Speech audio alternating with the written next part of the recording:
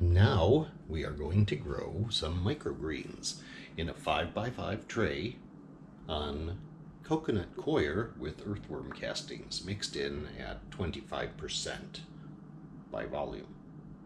So I used 3 handfuls of coconut coir and 1 handful of earthworm castings, and I put them in a bowl and I mixed them together. I usually just mix them right in the tray, so this was efficient. And we're going to plant Bruno's indoor garden, our microgreens mix. 1 teaspoon, I believe, is what I'm using. Let's moisten our coir. So the coir has been previously made, but it can take more water. The goal is always to have water run directly, just straight through it and not bunch up on top. But we're just starting.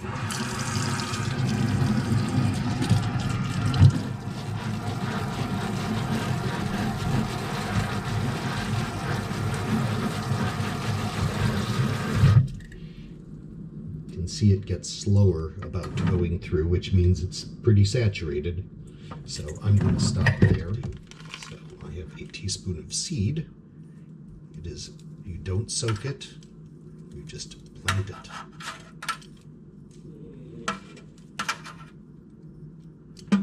You know, that's just not enough. Let's see, let me just spread that out a little.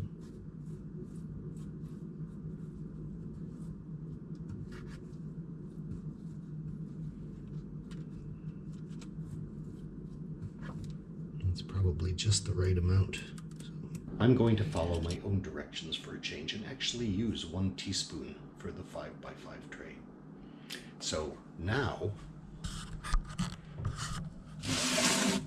the coir is moist, and I am going to water these just slightly.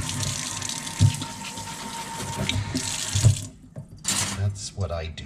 That helps seep them in the soil, or in the coir in this case. Then I will put that on a plate. And I will take my plate, and it can join other growing microgreens over here. And I will cover this with a 5x5 tray. See a little gap there.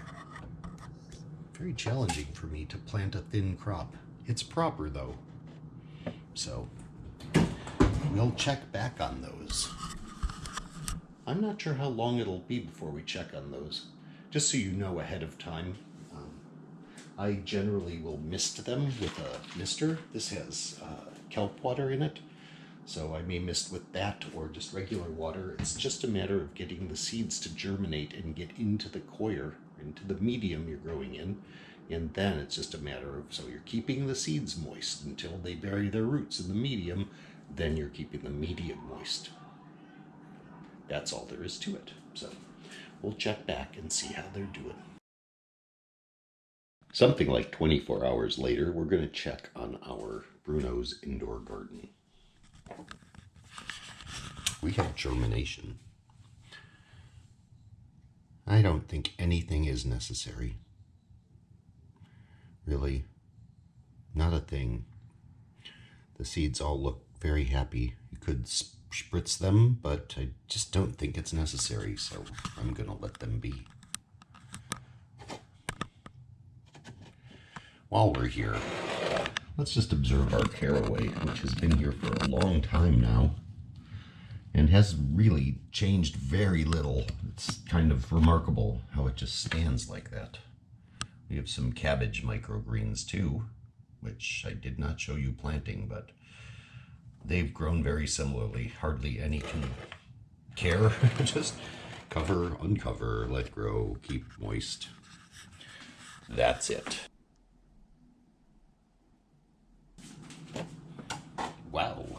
Only Toledo. My, that does happen in a hurry, doesn't it? Ooh, wow, it's root hairs. Is that what I'm seeing? That's just too magnificent. Let me see. Well, yeah, that's gorgeous. Can you see that? Can I make that visible? That is a great representation.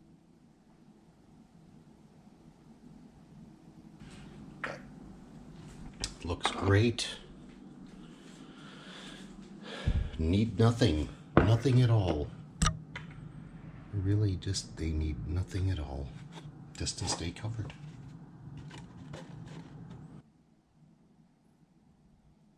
It's 36 hours later. Time to uncover.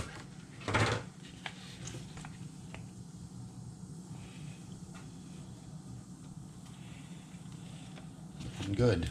Still heavy. Nothing necessary. We'll check on you.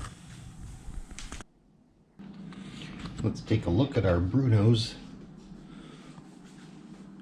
Always the broccoli is the tall stuff and the cabbage.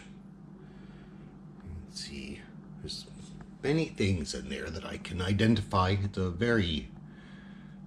It's got a great mixture of seeds, but we've done nothing to it. Let's see. It still seems quite nicely damp. Well, I'm gonna do nothing to it.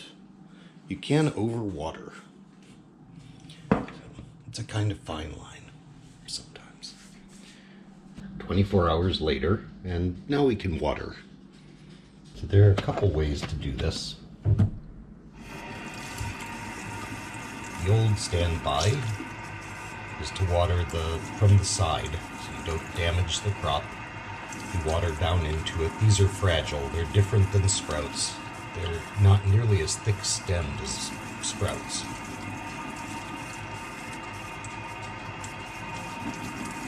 You can feel the coir absorb the water and the tray become heavier.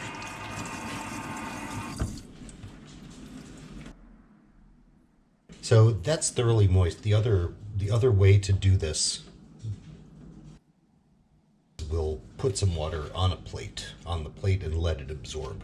But for now, this is good.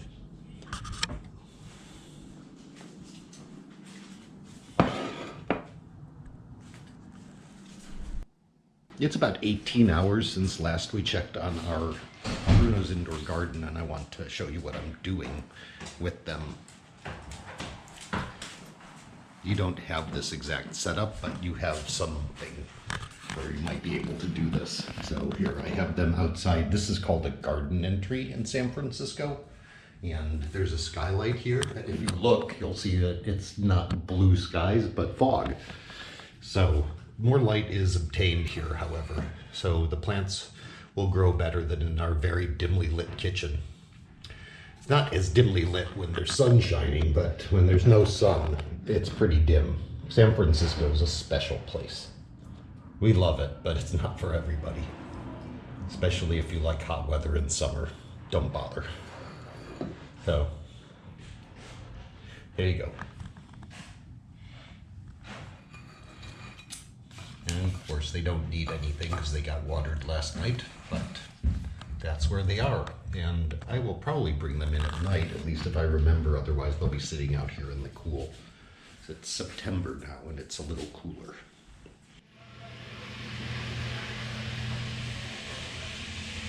Getting some direct sunlight today, so I'm gonna let it be. We'll harvest later.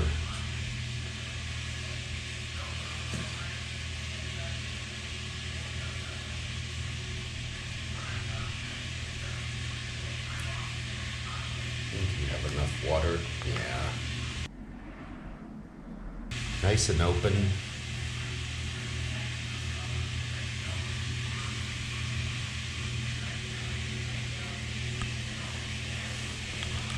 Yep, good crop. Microgreens sure are easy. It's 24 hours later. Let's harvest.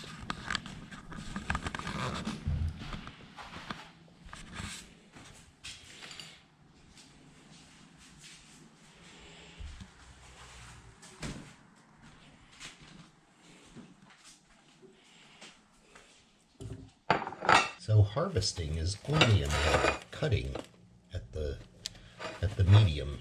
So We can even lift the medium out because it's freestanding, and you just, are you getting this? Just cut close to the base.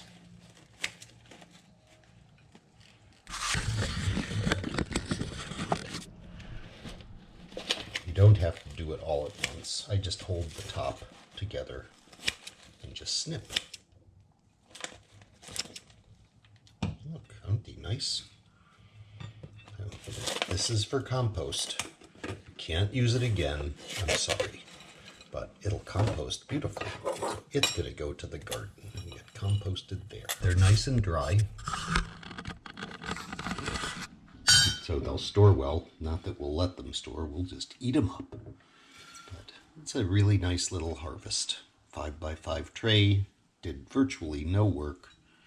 There's a bunch of different things in here, though most of them look the same. All the brassicas look like what you see the most, but there's more than one. There's several, in fact. So, that's it. It's that easy to grow microgreens. There are things you can do to change the way you grow microgreens. Just if you want to go further, you plant even less seed than that, and you give it even more light. If you grow in a greenhouse, they can get very large, and you can get to the true leaf stage easily and quickly, or at least quickly, in which case they're more tender than if we go for true leaf at our low light, cool weather indoor technique. So if you have a hot spot, you can push them. Just be sure to keep them moist, because if they get stressed, they just won't be as good. So just water them when they need it. You can feel it, like I showed you. You know, you just feel the heft of the tray, and you can tell if they need water. So that's it. Happy growing. Have some fun.